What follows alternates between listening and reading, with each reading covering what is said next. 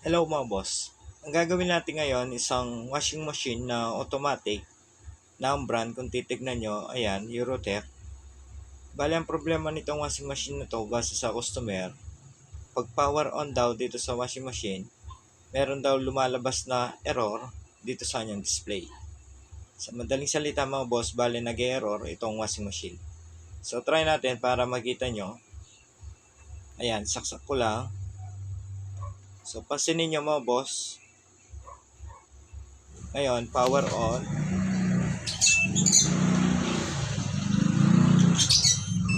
Ayan. Kung titignan nyo, bale yan yung kanyang error. Nakasulat E2 dito sa kanyang display. Ayan. So, yan bale ang problema nitong washing machine. E2 error. So, yan yung ayusin natin ngayon. Pero bago yan, sa mga bago pa lang dito sa ating channel, huwag sanang kalimutan mag-subscribe at pakipindot na rin notification bell para sa susunod na upload na gagawin natin, ma-notify kayo.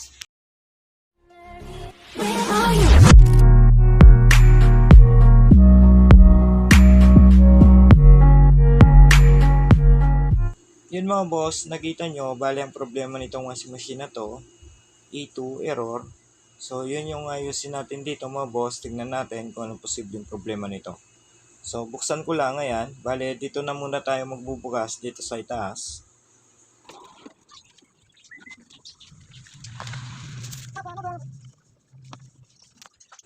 Kung titignan nyo mga boss, ayan, bali nabuksan ko na tong pinaka-top nitong washing machine, ayan.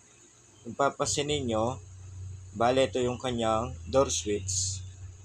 Ayan. So, ititest din natin yan. Yan yung unang ititest natin or i-check natin. So, yung pag-test dito mga boss, continuity lang. Para lang tayo nagtitest ng ordinaryong switch. Bali, ito yung kanyang terminal. Ayan, dalawa lang yung terminal yan. So, continuity yung pag-test dito. Ayan, dalawang green na wire. Bali, ang gagamitin natin ng tester dito na pang-test itong digital tester. Ayan. So, nakaset tong ating tester sa buzzer. So, check na muna natin tong ating tester. Ayan. Bale, nakaset na yung ating tester sa buzzer. Ngayon, check natin. So, dapat mga boss mag-buzzer tong ating tester. Ayan. So, naririnig nyo.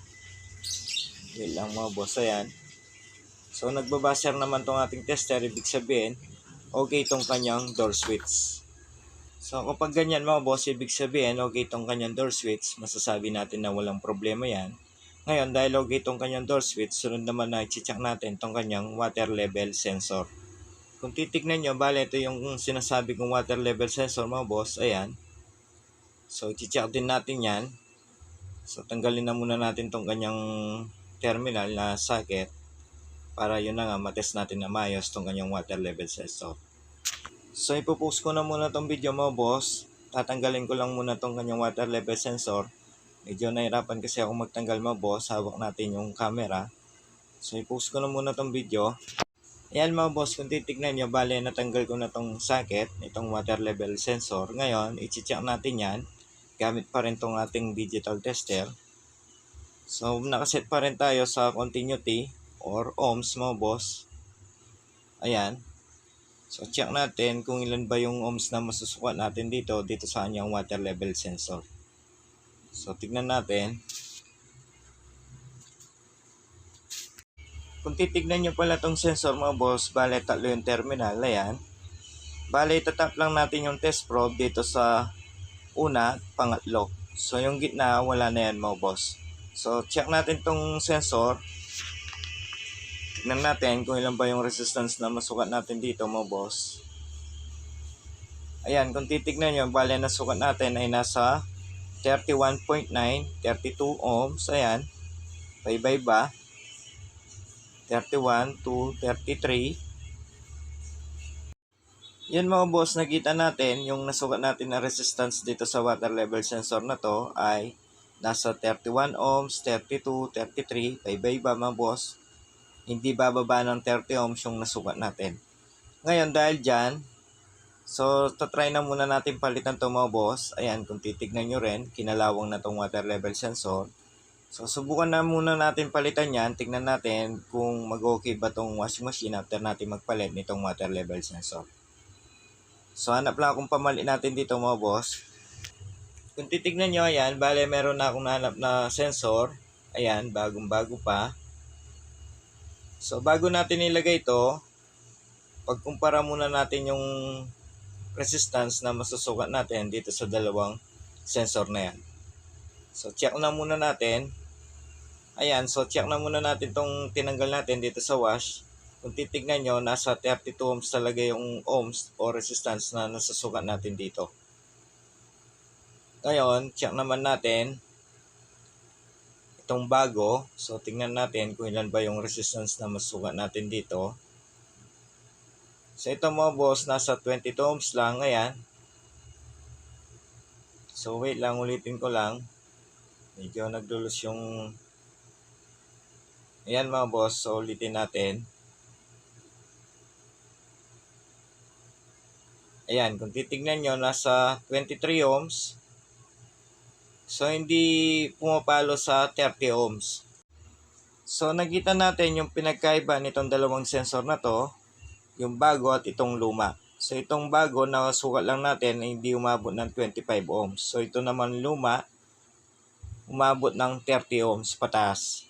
So ngayon, try na muna natin ilagay itong bago. Tignan natin kung meron bang pagbabago dito sa washing machine after natin magpalit nitong water level sensor. Ngayon mga boss, ayan, bale tapos ko nang may tap itong sensor. Ngayon, tatry na natin to. Ayan, saksak ko lang. So, tignan natin kung mag-okay na ba itong washing machine after natin magpalit nitong kanyang sensor. So, pansinin nyo itong kanyang monitor. So, tignan natin kung hindi na ba lalabas yung E2. Power on. Ayan mga boss, kung papansinin nyo, hindi na lumabas yung E2. Ayan, kung papansinin nyo rin, meron na tayong control dito sa mga buttons. Ayan. So, kanina, pag on natin, ilang segundo lang, lalabas na yung E2 error. Pero ngayon, ayan. On natin ulit. So, okay na to mo boss. Bale, ito talaga yung naging problema, itong kanyang sensor. Ayan. So, ito lang yung pinalitan natin. Nag-okay na tong washing machine. Ngayon, okay na to mo boss. Bale, pipix ko na lang tong sensor para yun na nga, may sara na natin at para matesting.